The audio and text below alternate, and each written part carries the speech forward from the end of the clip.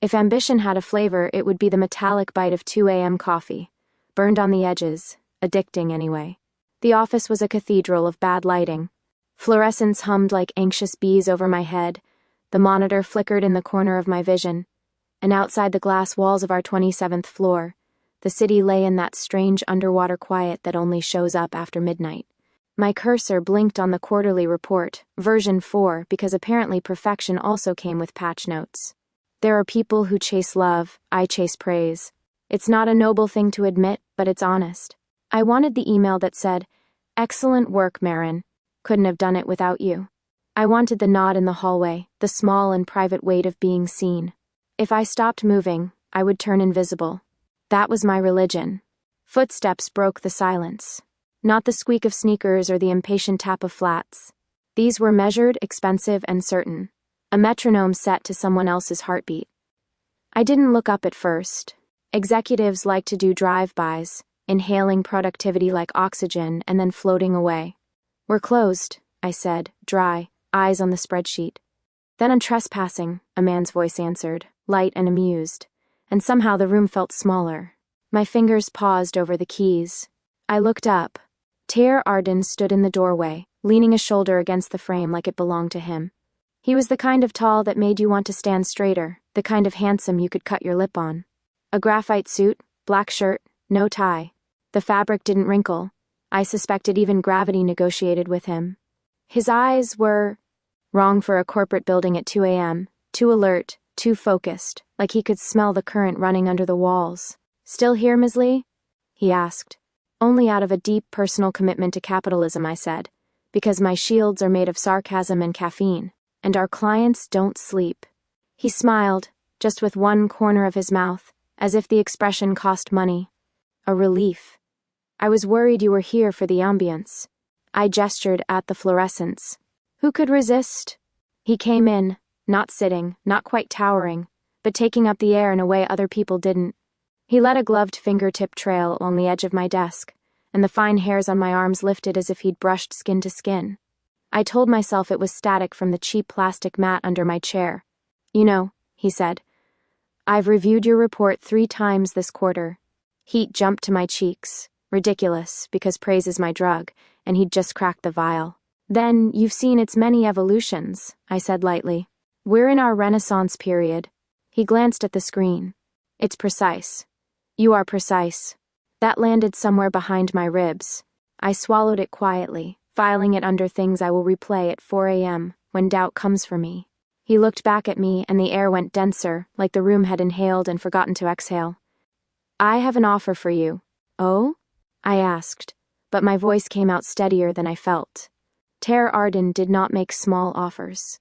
He adjusted the fates of departments with the same mild interest other people reserved for checking the weather. "A promotion," he said. "Project lead. Effective immediately." The cursor on the screen blinked. So did I. My heart did not race. It took off, shed its shoes, and sprinted barefoot. I'd imagined this conversation 100 times, but in every single version I was better rested and wearing lipstick.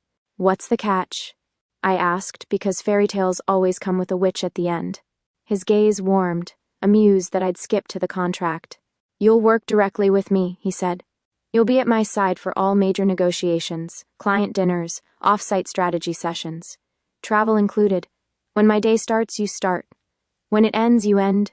Like an executive shadow," I said. "If that metaphor helps." "It doesn't," I said. "It sounds extremely like an HR violation." A low laugh, unbothered. "It's not." "Right. Because you checked." I arched a brow. "You did check, right?" "Marin," he said, and my name turned soft in his mouth, some kind of velvet. "You want to be seen. Consider this spotlight." Spotlight.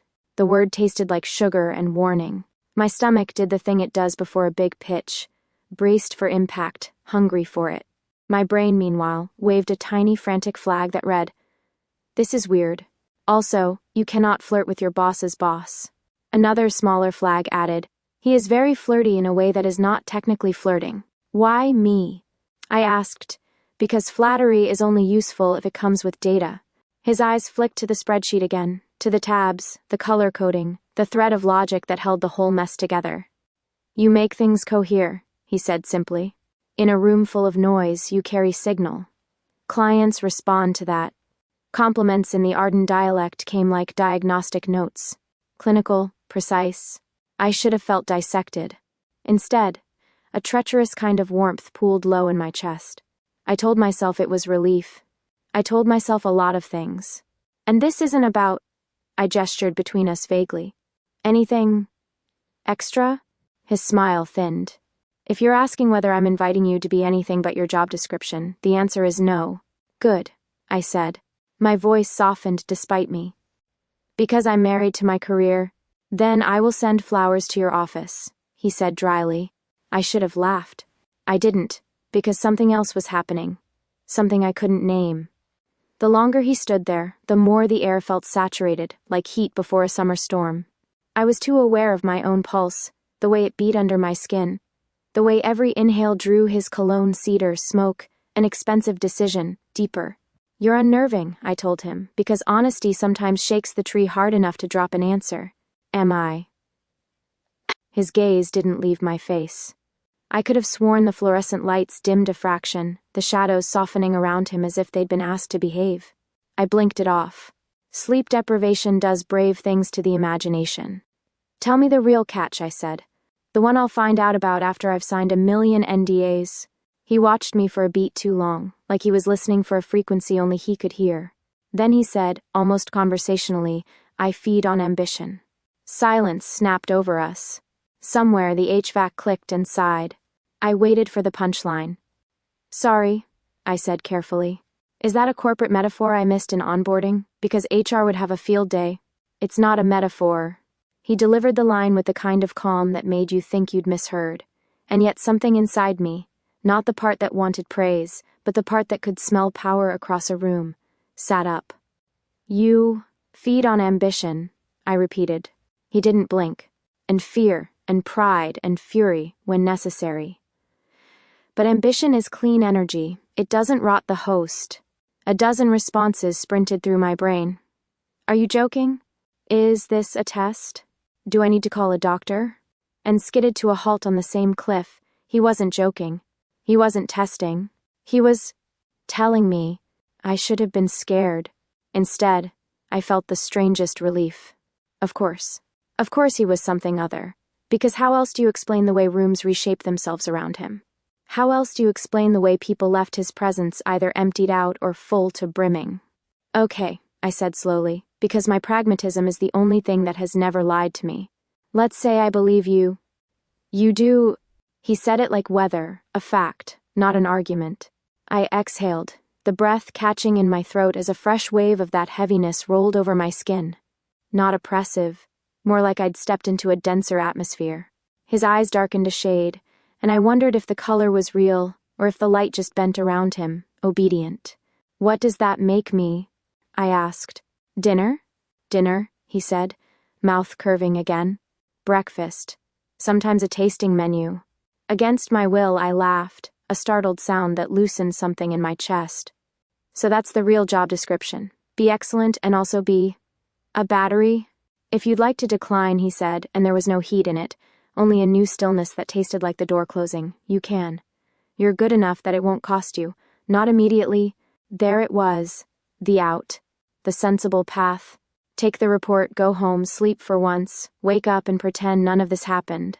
But ambition is louder than sense. It had always been. I straightened, sliding my chair back, standing into the space his presence had carved around my desk. We were closer now than was reasonable for 2 a.m., in an empty office with cameras that definitely worked. I held his gaze, felt the thrum in the air, felt the way my own hunger rose to meet whatever answered in him. Well, I said, a smile lifting the corner of my mouth to mirror his. Then you picked the right girl. His attention sharpened, like the click of a lens finding focus. For a heartbeat, the fluorescence hummed lower, the city lights beyond the glass smeared gold. The air pressed warm against my skin, not heavy, just attentive. Watched. Good, he murmured. We start at 8. 8? I squeaked, then cleared it into something dignified. As in, 5 hours from now? Ambition doesn't sleep, he said. Neither apparently do demons. If he was surprised, it didn't show. He only inclined his head, eyes gleaming. Interest, approval, something like hunger under glass. "Get some rest, Ms. Lee." He stepped back, and with it the pressure in the room eased, the light brightened by an imperceptible degree. I swallowed air like I'd been underwater. "Mr. Arden?" I said as he reached the door. He paused, glancing over his shoulder. "You're serious," I said. Not a question, not any more. He considered me for a moment that felt a little like a vow. Utterly. The door clicked shut behind him. The monitors kept their quiet vigil. The cursor resumed its blink. I stared at the report for a full minute before closing the file. On my way out, the glass walls reflected a woman with tired eyes and a smile she didn't trust yet. The elevator hummed down. The lobby smelled faintly of lemon cleaner and new beginnings. Outside, the night air hit my face, cool and clarifying. Ambition doesn't sleep, but for once I thought it might dream. My new desk appeared overnight, literally overnight. When I walked into the office at 8:03 a.m., still reeling from the fact that Tair's definition of "we start at 8" was not metaphorical, the space I'd used for the last 3 years had been emptied. A little paper nameplate with my printed title now perched outside a glass partition in the executive wing, directly across the hall from Tair Arden's office, which meant I was now under the kind of observation that made goldfish feel like performance artists. The desk itself was sleek, minimalist, and painfully ergonomic. My computer had been upgraded. A discreet set of noise-canceling headphones rested beside the keyboard, like a subtle threat that silence was part of the job description. Someone had even swapped my usual office chair for a leather one that smelled faintly like money. And waiting dead center on the desk, a single piece of thick, cream-colored paper. The heading in neat black type read, "Terms and Conditions." I skimmed it. Half the list sounded like a control freak's Pinterest board. The other half sounded like things that should be reviewed by legal. I was still frowning at "even in your head" when his voice came from behind me. "You read fast." I turned. He was leaning against his own doorway, one hand in his pocket, the other holding a takeaway cup. Steam curled from the lid. The smell was rich, almost unfair. "Do I sign this somewhere?" I asked. "Or is it more of a blood pact situation?" "That depends on how literally you take Rule 2. I held his gaze a moment, trying to decide if he was teasing me or warning me. "So, psychic punctuality?" The corner of his mouth curved. "You'll learn." Before I could pry, he gestured toward the conference room down the hall. "Client in 10 minutes. Bring your notes. And your focus." The client was a middle-aged man in a perfectly tailored navy suit, the sort of man who looked at every chair like it had to earn the privilege of supporting him. His name was Quinn, and he owned half the retail spaces in the downtown district. I took my seat beside Tair at the glossy oval table, flipping open my tablet. Clara Voss was already there, poised at Tair's other side, her hair a sheet of perfect dark blonde. She offered me a smile that didn't reach her eyes, the kind of smile that was legally distinct from a glare only because it technically bared teeth. "Marin," she said smoothly. "I didn't realize you'd be joining us." "New role," I replied with equal smoothness, as if my pulse hadn't just done a little spike at the frost under her tone. "Terms and conditions apply." Her gaze flicked toward Tair for half a second, like she was silently filing a complaint. Quinn got down to business quickly. He wanted a new rollout plan for one of his flagship properties. My notes were ready. I'd spent half the night assembling them. I leaned forward, tapped through slides, laid out timelines and risk projections. And somewhere in the middle of explaining the projected ROI for a staggered launch, I felt it, the strange liquid warmth of his attention. Tair's gaze was steady, not on the presentation, but on me. It wasn't distracting in the usual way a man's attention could be, it was focusing, like standing under a heat lamp in the middle of winter, a sudden bloom of clarity and energy. Words lined up in my head, precise and convincing. My voice found the exact rhythm to keep Quinn's eyes on me, to hold his nods in place. By the time I finished, Quinn was smiling in that reluctant way people do when they've been persuaded against their own caution. "It's ambitious," he said. "I like it." Beside me, Tair's approval wasn't verbal, just a faint tilt of his head, and something in my chest tightened like I'd won a prize I didn't know I was competing for. It wasn't until Quinn and Clara left to finalize some paperwork that I noticed the other feeling, a faint drain, like the last fizz of a soda going flat. My muscles were looser, my eyelids heavier. I turned to Tair. Do you do that on purpose? His brow rose. Do what? The thing where you, I don't know, beam your Jedi mind focus at people and they suddenly want to agree with me. Jedi? He repeated, deadpan. You're mixing franchises, Miss Lee. You're dodging the question, I said. He stood, gathering his notes. If I could do what you just described, it would be highly classified. And you wouldn't be complaining about it, you'd be billing for it. That's not a no, I pointed out, falling into step beside him. That's not a yes either. In the company cafeteria, Jules found me before I could get caffeine. She was all warmth and wide-eyed curiosity, like a retriever in human form. So, she said, plopping her tray across from mine, you're officially Arden's shadow now? Should I be jealous or worried? I stirred my coffee. Both. Probably both. Clara's already in a mood, she said. Saw her in the elevator. If looks could kill, you'd be a headline. Good to know, I murmured, sipping. My pulse still had that odd hum, like Tair's gaze had rewired something. Jules leaned in. Seriously, though, is it weird working that close to him? Weird. Yes. Dangerous. Definitely. But I just smiled. Let's just say the terms and conditions are unusual. The restaurant wasn't the kind of place you wandered into by accident. No neon sign, no sidewalk menu, just a discreet brass plaque beside a black lacquered door, and a hostess who seemed to recognize Tair the moment he stepped inside. Her polite bow had the precision of someone trained to greet royalty without staring. Inside, the air was warm and muted, the lighting soft enough to erase small sins. Tables were spaced far apart, each a little island of privacy. The kind of place where business deals and affairs traded the same currency, secrets. The client, a real estate developer named Serrano, was already waiting in a semi-private booth. He rose to shake Tair's hand with the eager restraint of someone who knew he was the lesser predator at the table. Clara slid in beside Serrano without waiting to be told, leaving me to take the seat directly opposite Tair. From this position, I could watch him work. At first, the conversation was harmless enough. Updates on the downtown project, a brief recap of market shifts. Then Serrano brought up a disagreement with the city council, his tone tightening like a noose.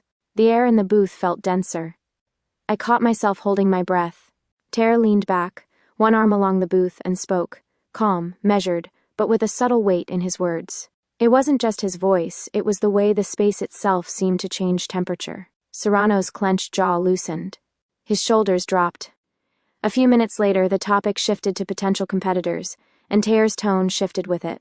Warmer at first, then cooler, until the easy camaraderie between them chilled just enough to make Serrano lean forward, eager to win him back. I realized I was watching the emotional equivalent of a chess game. He wasn't just steering the conversation, he was steering the people having it. Clara, meanwhile, wasn't hiding her hostility. Every time I spoke, when I suggested a phased marketing rollout, when I asked a clarifying question, her gaze cut sharp enough to shave. Once, when the waiter poured my water, I caught the way she glanced at the glass like she hoped it would spill. I ignored her. Or tried to. Interesting proposal, Serrano said after my third slide on the tablet. You're new to the team? New to the role, I said, smiling. Not to the work.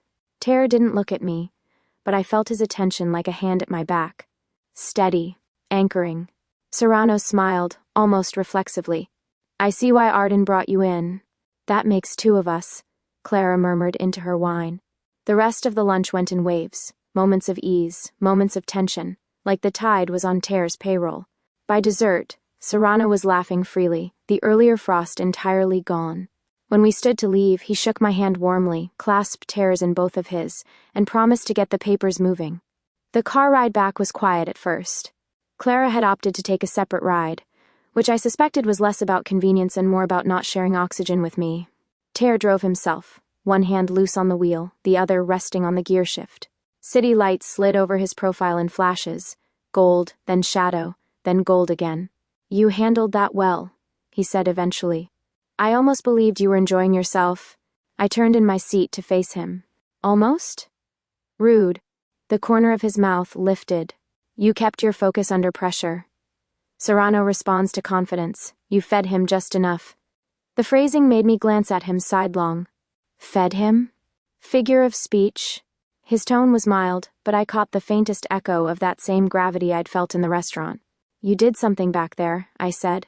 More than negotiation. The whole table moved with you, like you had your own emotional dimmer switch. He didn't answer right away. The light ahead turned red, washing the car in a glow that seemed to stick to his skin. For a heartbeat I thought, no, I was sure, his eyes had darkened, the brown deepening to something richer, less human. Then the light turned green and it was gone. People like Serrano, he said finally, want to be led. All you have to do is make them feel like they're already where they want to be. And you're very good at that, I said. He glanced at me briefly, a flicker of amusement in his expression. I've had practice. I settled back, watching the blur of the city pass. But in the pit of my stomach, the realization had already rooted itself. Whatever he was, Tair Arden didn't just read a room, he rewrote it. And I wasn't entirely sure I wanted to know how deep that talent went. The building was quiet after 9. Not just quiet, hollow, like the sound had drained out with the last of the day shift. The hum of the vending machine at the far end of the hall was the only proof the world hadn't gone completely still. I was at my desk, the glow of my laptop the only light in the open workspace. The presentation was due at 8 tomorrow, and I wasn't going to walk into a client meeting with anything less than flawless. Perfection wasn't optional. It was the only way to keep from disappearing. I'd just finished reworking slide 23 when a shadow crossed my screen. You're still here, Tair said. I didn't jump. Barely. Either that, or you're hallucinating from too much espresso. He stepped closer, scanning the open slides without asking. Your transitions are off. Watch. Before I could argue, he leaned over, one hand braced on the back of my chair, the other reaching past me to tap at the keyboard. His sleeve brushed my shoulder, the faint scent of cedar and smoke curled around me. Excuse me. I started, but then our hands touched. Not just touched, met, palm to palm, fingers catching for a second too long as we both reached for the mouse. The heat was instant, curling up my arm. My breath hitched. And then came the other thing, the odd, slow pull, like a thread being drawn from deep inside my chest. It wasn't painful exactly, more like the edge of dizziness before a fever, paired with a warmth that made me want to lean closer instead of away. I looked up. His gaze was locked on mine, steady, too steady. In the dim light, his irises looked darker, wider, and for one ridiculous second I thought they were catching the light from my screen in a way human eyes shouldn't. Then, abruptly, he straightened. Slide 14 needs more contrast, he said, as if we'd been talking about nothing else. I blinked, the fog in my head thinning just enough to feel the absence of it. Right. Sure. 14. By the time we wrapped up the deck, it was past 10. My brain was fuzzed at the edges, but my body hummed like I'd run a race. I shut the laptop, ready to go home, when he spoke again. Come with me. It wasn't a request. I followed him into the elevator. He swiped a keycard I'd never seen before, pressing a button with no number, just a thin gold line. The doors opened onto the rooftop. The city spread out below us in a scatter of lights, the streets glowing like molten veins. The air was cooler up here, crisp enough to pull a breath all the way to the bottom of my lungs. Tair walked to the railing, hands in his pockets. You work like someone's chasing you, he said without looking at me. I joined him. Maybe someone is. Ambition is a pursuit, not a flight, he said. But you burn faster than most. Hotter. I gave him a sidelong look. Is this your way of telling me I'm overachieving, or is it just rooftop poetry hour? His mouth curved slightly. You're sharp. And you care more than you admit. That's called doing my job. That's called feeding the fire. Something in his tone made me pause. Feeding whose fire? He didn't answer, just watched the city. The wind pulled at his hair, and for a moment I thought I saw that same density in the air around him as in the conference room. A subtle shimmer, like heat haze over asphalt. You know, I said, for someone who claims not to mix business with anything else, you have a flair for drama. Rooftop at night? Cryptic metaphors? What's next, handing me a prophecy? He turned his head just enough to catch my expression. Would you believe it if I did? I smirked. Depends on the prophecy. His gaze lingered a beat too long. You'll find out. We stood there a while longer, the wind pressing against our coats, the city breathing beneath us. Eventually he said, Go home, Marin. Rest while you can. Is that a warning or a suggestion? He smiled faintly. Some ambitions burn themselves out. I'd rather yours didn't. I rolled my eyes to cover the shiver that ran down my spine. Thanks for the concern, boss. I'll be sure to pace myself. Wouldn't want to ruin your tasting menu. The smile widened, just a fraction. Careful, Ms. Lee. Teasing can be costly. I stepped into the elevator first, refusing to look back until the doors were nearly closed. When I did, he was still at the railing, the city light painting his outline in gold and shadow. The day started with everything lined up like dominoes. I'd spent a week prepping for this morning's strategy session. Slides polished, data airtight, answers ready for every possible objection. All I had to do was show up, deliver, and not spill coffee on myself. At 8:57 a.m., I walked into the conference room. The table was set with notepads, water bottles, and a silent hum of pre-meeting tension. My laptop was already hooked up to the projector, screen glowing with the title slide. And then I noticed the USB drive wasn't in the port. My stomach dipped. I always kept the presentation on the laptop itself, but last night I'd replaced the final file with a slightly updated version on that drive, which I'd left on my desk, which I'd placed beside a stack of reports for Clara to review. Clara, who was sitting 2 seats down now, flipping through her phone with the lazy satisfaction of a cat that had just eaten something expensive. "Be right back," I muttered, heading for my desk. It wasn't there. I checked drawers, papers under the keyboard. Nothing. A prickle crawled up my spine. When I returned, the projector screen was black. Clara looked up, feigning concern. "Everything okay, Marin? You seem flustered?" Before I could answer, Tair walked in. His gaze went over the room, over me, and settled on Clara for a fraction of a second, long enough to register, short enough to pretend it didn't mean anything. "Let's begin," he said. My throat was tight. "I need a moment. The updated file isn't..." Clara leaned in toward him. "I have a backup," she said sweetly, sliding a USB from her folder. "Just in case." When the slides appeared on screen, I realized they were an older version, missing key data points, lacking the refinements I'd worked on for days. Not wrong, exactly. Just weaker. I wanted to launch myself across the table. Instead, I clenched my jaw and presented what we had, keeping my voice even while my insides seethed. Every polite nod from the clients felt like a paper cut. After the meeting, Jules intercepted me in the hallway, holding a coffee cup like it was a peace offering. "Rough morning?" she asked. "You could say that." She hesitated, eyes darting toward the conference room. "Look, people are talking." My brow rose. "About Clara's little stunt? About you and Arden," she said, lowering her voice. "It's just, you're with him a lot. In his office, on calls, going to client meetings. People notice." I stared at her. "That's literally my job." "I know," she said quickly. "But you know how it is here. People love a story, especially if it's messy. Be careful, okay?" I wanted to tell her it was ridiculous. Instead, I sipped her coffee without asking and walked away. An hour later, we were back in the conference room for an internal debrief. The project manager started in on missed opportunities, clearly bracing for someone to blame. Clara spoke up first. "I did have the most recent file," she said, "but Marin must have misplaced it.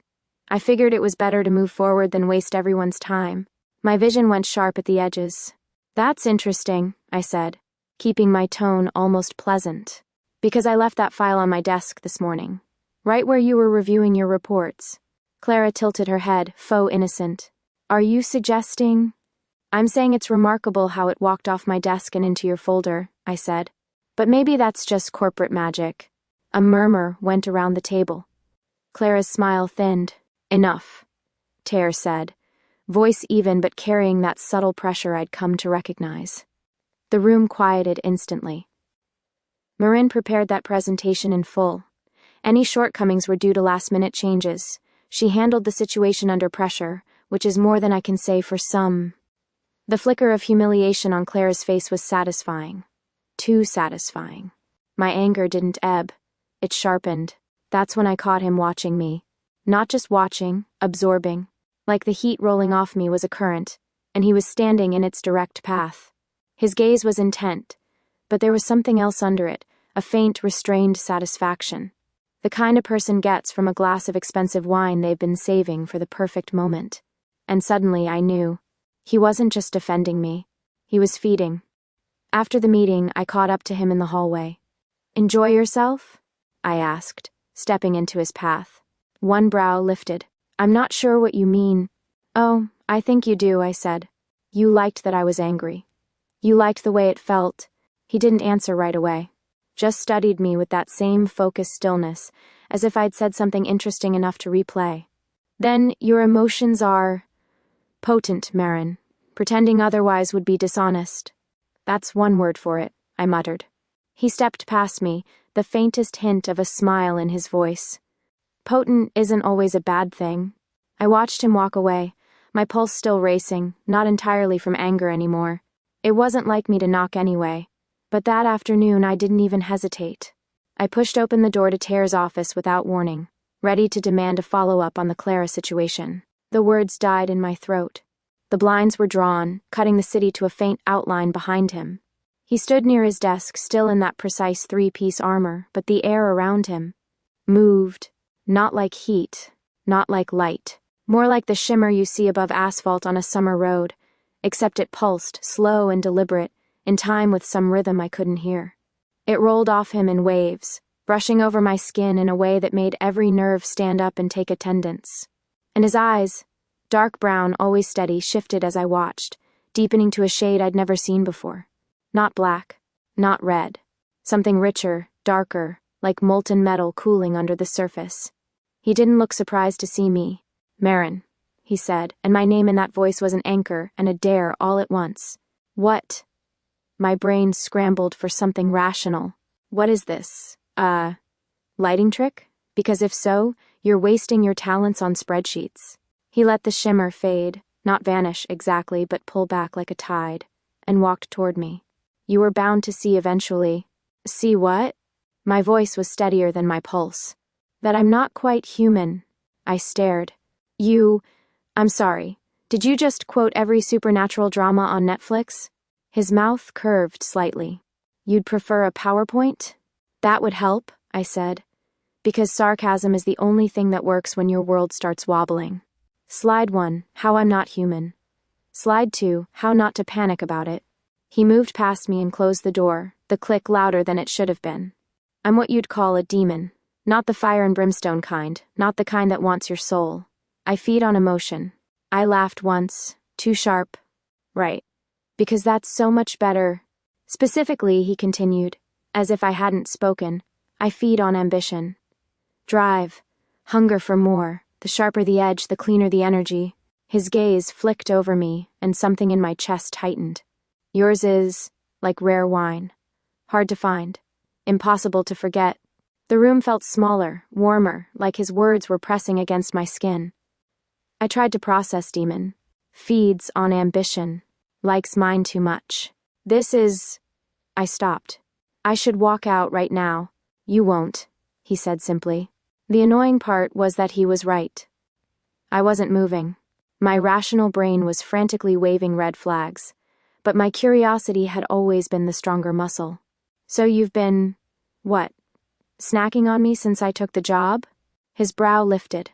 "Snacking? Hardly. You've been a sustained investment." "Oh, great. I'm a mutual fund now." That earned the faintest smile. "You're quick to adapt." "I work in corporate," I said. "Adapting to impossible situations is basically the job description." I crossed my arms, grounding myself in the motion. "So, tell me, what's in it for me? Or am I just a very fancy battery?" He stepped closer, and the shimmer flared again, subtle but undeniable. "Being near me sharpens people. You felt it. The focus, the precision, the clarity when you're in a room with me. That isn't coincidence." I thought back. Client meetings where I'd hit every point perfectly. Negotiations where words had lined up like soldiers. The rush, the certainty, and yes, the crash after. "That explains why I need 3 coffees after every pitch," I said dryly. "So you're my personal motivator and my energy thief. Good to know." His gaze softened, though the intensity didn't fade. "You could walk away. But you won't." I tilted my head. "Because my ambition's too tasty to give up?" "Because you want to see how far it can take you," he said, low and certain. "And you know I can get you there." I hated that my pulse kicked at that. I hated even more that he was right again.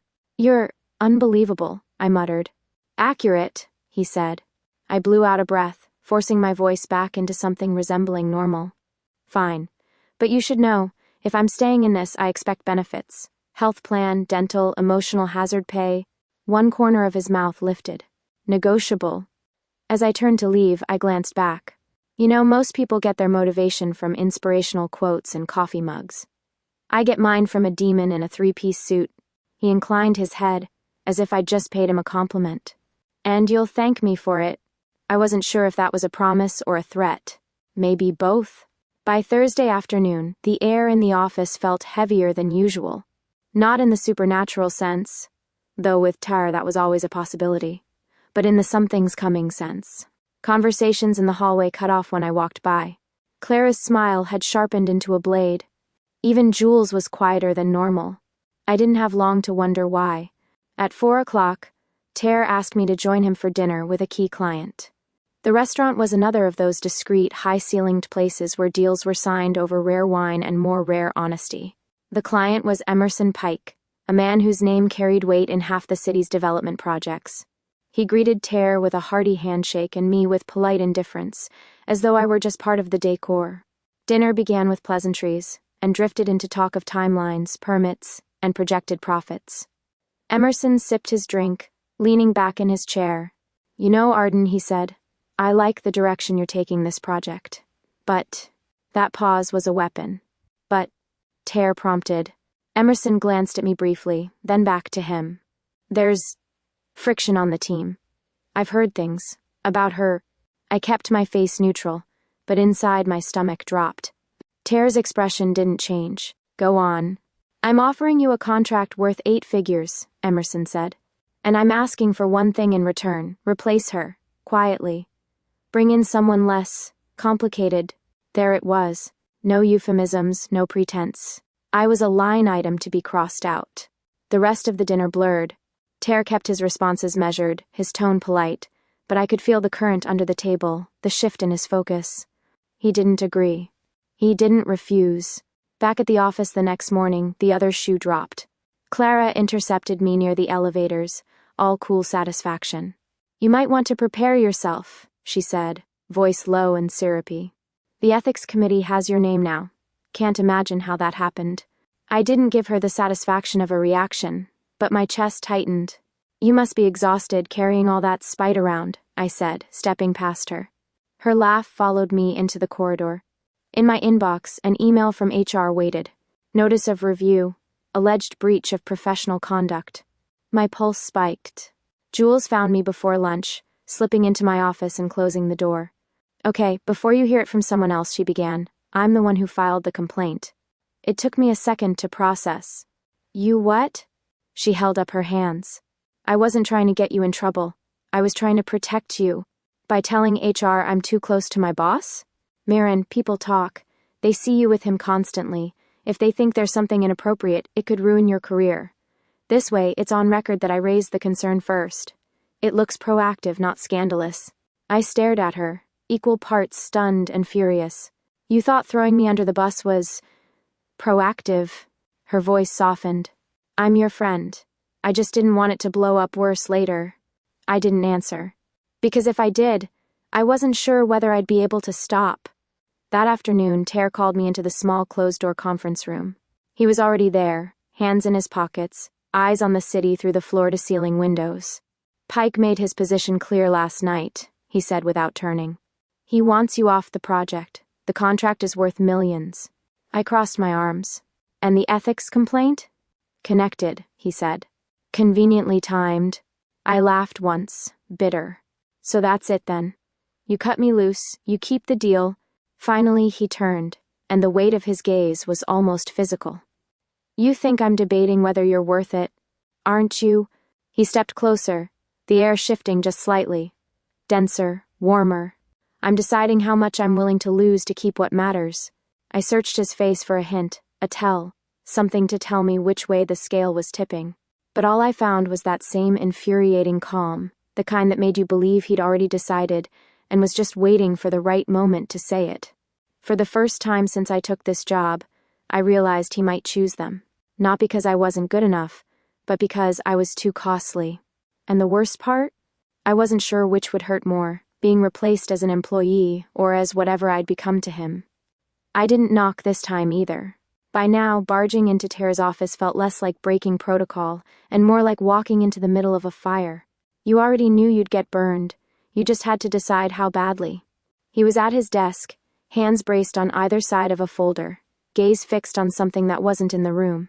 The blinds were half open, letting the gray light of early evening cut across him in long stripes. "I'm quitting," I said.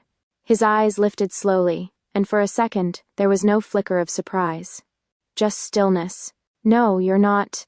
"I am," I said, stepping forward before my courage could dissolve. "I'm not going to be the thing that costs you that contract, or any other. You've already made it clear Pike's offer is on the table." "I made it clear what he offered," he said sharply. "Not that I'd take it." I folded my arms. "Don't do that. Don't make this about pride. We both know the math. You keep me, you lose millions. You cut me loose, you keep the deal and everything that comes with it." He came around the desk, slow and deliberate. "You think I'm doing the math? Aren't you?" My voice cracked on the last word, which was not part of the plan. "I made my choice this morning," he said. "I told Pike no." I blinked. "You... what?" I told him his money wasn't enough to buy my priorities. He stopped just in front of me, close enough that I could feel the faint hum in the air between us. "You're not replaceable, Marin. Not in the way he thinks. Not in the way you think." I shook my head, because the alternative was letting the words land where they wanted. "This is ridiculous. You've spent weeks telling me you feed on ambition." "I do," he said quietly, "but it isn't just ambition anymore." Something in my chest pulled tight. "Then what?" His gaze locked on mine, and for once it wasn't all power and precision. There was something raw there, something I hadn't seen in him before. Vulnerability, yes, but also an edge of need. "You," he said. Just that. It should have sounded like a line. It didn't. I swallowed. "That's not healthy." "No," he agreed, almost smiling. "It's not. But I'm not asking for healthy. I'm telling you the truth." The room felt too small. Or maybe it was me, feeling too seen. I wanted to pace, to break eye contact, to breathe air that wasn't threaded through with him. Instead, I stayed still. "Why?" I asked finally. "Why risk everything?" "Because I've existed for a very long time, Marin," he said. "Long enough to know the difference between a resource and a reason." "You stopped being the first a while ago." I almost laughed. Because it was too much, because if I didn't deflect I might actually let it in. "That's the cheesiest thing you've ever said to me." And yet it's true. For a moment, neither of us spoke. The light through the blinds had shifted, painting his face in softer tones. His shoulders weren't as rigid, his jaw not as set. "You're still going to have a problem with Pike," I said eventually. "I've had bigger problems," he replied. "Besides." His eyes narrowed slightly, in that way that meant he was already plotting 3 moves ahead. "I can make up the loss elsewhere." "And Clara? And the ethics complaint?" "I'll handle Clara," he said. "And the complaint will vanish." I exhaled, the fight bleeding out of me in slow increments. "You make it sound so simple." "It is," he said. "Because I've already decided." I hated how much relief surged through me. I hated even more how much I wanted to believe him. Later, we walked out together. The city had settled into evening, the streetlights just warming to life. His coat caught the wind, and he didn't seem to notice the chill. "You could have told me earlier," I said, watching the traffic crawl past. "I could have," he agreed. "But then you wouldn't have believed me." I glanced up at him. "And now? Now you know I'm telling the truth." I didn't answer, because I wasn't ready to admit he was right. Instead, I let the quiet stretch between us. Not tense this time, but weighted in a way that felt balanced. When we reached the corner, he slowed. "You're still ambitious," he said. "Still sharp. That won't change. But what I take from you now, what I need from you now, it's not something I can get anywhere else." I met his gaze, and for once, I didn't look away. "That sounds dangerously close to dependence." "It is." His smile was brief, almost human. "And I don't mind." We stood there a moment longer, the city moving around us. For the first time, I realized the choice hadn't been mine to make. He'd made it, and somehow, that made it easier to stay. By Monday morning, the whispers in the office had thinned to a background hum. Clara avoided my desk like it had developed its own gravitational pull.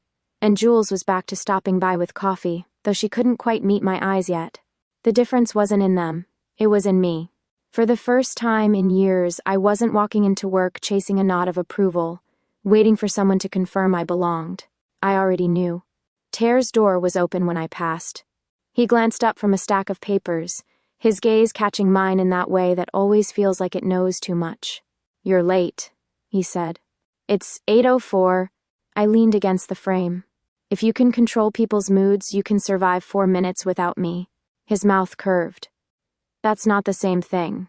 I started to answer, but he set his pen down and gestured toward the hallway. "Come on." Meeting downtown. We took the elevator together. The ride was quiet, but not awkward. More like a pause in a conversation that could pick up at any moment. He stood beside me, hands in his pockets, coat perfectly in place, like he was born knowing how to fill a room without saying a word. Halfway down, I caught him looking at me. Not assessing, not weighing, just looking. "What?" I asked. "Nothing," he said, though the corner of his mouth betrayed him. Outside, the air was brisk, the kind that wakes you up whether you want it to or not. We crossed the plaza toward the car. "So," I said, sliding him a glance. "Still hungry?" "Always," he said without missing a beat. Then he looked at me, and something in his expression softened. "But now, only for you." I shook my head, fighting a smile. "You're getting sentimental." "Should I be worried?" "Only if you plan on leaving," he replied. I stopped walking for just a second. "Not anymore," I said. We kept moving, the city alive around us, horns in the distance, footsteps echoing on the stone, someone laughing a block away. For years I'd been running at full speed, convinced the only way to matter was to stay ahead, to outwork and outlast everyone. Now, for the first time, I didn't feel like I was running at all. I was exactly where I was supposed to be. And maybe that was the real promotion.